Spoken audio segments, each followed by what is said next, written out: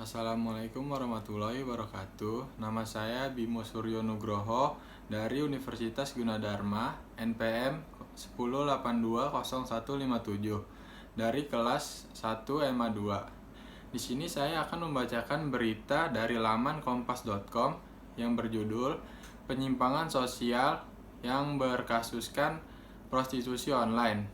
Di sini kompas.com menyebutkan kasus prostitusi online belakangan ini marak jadi perbincangan publik, terlebih setelah penggerebekan yang terjadi di Surabaya beberapa waktu lalu.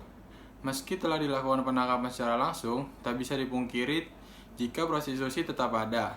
Hal ini tentu menimbulkan kekhawatiran bagi sejumlah pihak. Tak hanya itu, mencari cara yang efektif untuk memberantas prostitusi online ini juga menjadi tugas bersama kita. Menurut Reza Indragiri Amril, psikologi forensik, seharusnya penegakan hukum tidak tanggung-tanggung dalam menyikapi kasus prostitusi ini. Otoritas penegakan hukum boleh jadi berpijak pada undang-undang tindak pidana perdagangan orang.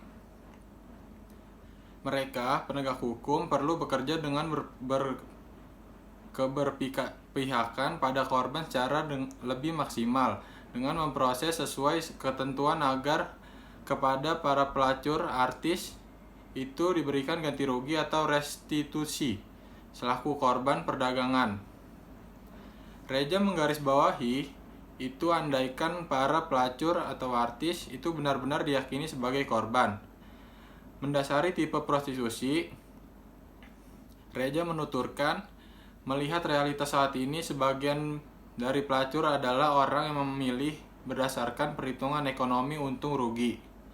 Si pelacur berkehendak dan memutuskan sendiri tanpa paksaan menjadi penjajah seks. Variasi pelacur itulah yang lantas dirumuskan pada konferensi dunia tentang perempuan di Beijing, yakni ada involuntary prostitution dan ada voluntary prostitution, sambungnya. Bagi Reza, seharusnya perbedaan dua tipe pelacuran ini bisa berimplikasi pada mekanisme penanganannya. Artinya, beda tipe maka beda pula hukum yang digunakan. Pelacur yang termasuk dalam tipe voluntary prostitute meruntuhkan dasar berpikir Undang-Undang TPPO bahwa pelacuran merupakan praktik perdagangan orang. Unsur eksploitasi tidak ada di dalam praktik pelacuran seperti itu, tuturnya. Atas dasar itu, ihwal tipe-tipe pelacuran mendesak untuk dimasukkan ke dalam revisi pasal-pasal, utamanya UU TPPO dan UU KUHP. Kriminalisasi terhadap pekerja seks komersial ditegakkan sebagai cara untuk menyumbat peluang dijadikannya pelacuran sebagai bidang profesi. Menyoal pemberantasan prostitusi, antropolog gender Irwan Hidayana menyarankan untuk melihat dari berbagai perspektif. Kalau kita melihat prostitusi sebagai aktivitas ekonomi, kita akan berbicara tentang supply dan demand, ujar Irwan. Selama masih ada permintaan, ya pasti akan ada penawaran, ujar dia. Selama masih ada permintaan terhadap prostitusi, ya prostitusi itu akan tetap ada sekalipun itu dilarang, digerebek atau dirazia, tegasnya. Selama masih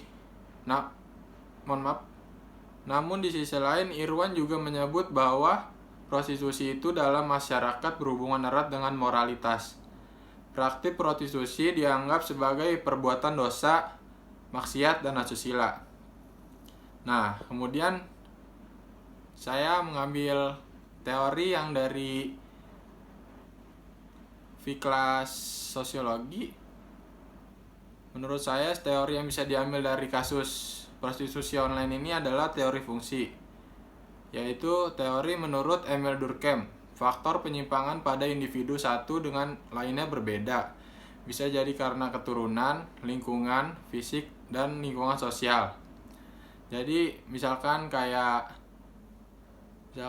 ada yang berkebutuhan khusus gitu, maksudnya kayak ekonominya kurang untuk membantu pekerja orang tua gitu, meringankan orang tua, tapi itu tidak dibenarkan menurut saya. Terus cara mencegah anak kita ataupun orang lain terjerumus masalah prostitusi. Yang pertama, berikan kasih sayang sebanyak mungkin pada anak ataupun orang-orang terdekat kita, kayak memberi kayak komunikasi terus gitu. Yang kedua, jauhkan pengaruh pornografi pada anak gitu, biar nggak terlalu menjerumus ke hal-hal yang seks gitu. Yang ketiga, hindari perilaku hedonisme pada anak, karena kan kalau perilaku hedonisme kan otomatis kayak foya-foya, senang-senang, takutnya kayak gampang berpengaruh gitu sama orang-orang yang negatif. Yang keempat, pupuk dengan pendidikan. Ya contohnya kayak kita harus mikir gitu, kayak berpendidikan tinggi supaya nggak mikir ke hal-hal yang kayak gitu. Yang kelima, perdalam ilmu agama. Nah ini yang paling penting, perdalam ilmu agama seperti kayak sholat, rajin sholat. Nah menurut saya itu udah aja sih cara mencegah kasus prostitusi online ini. Terima kasih. Wassalamualaikum warahmatullahi wabarakatuh.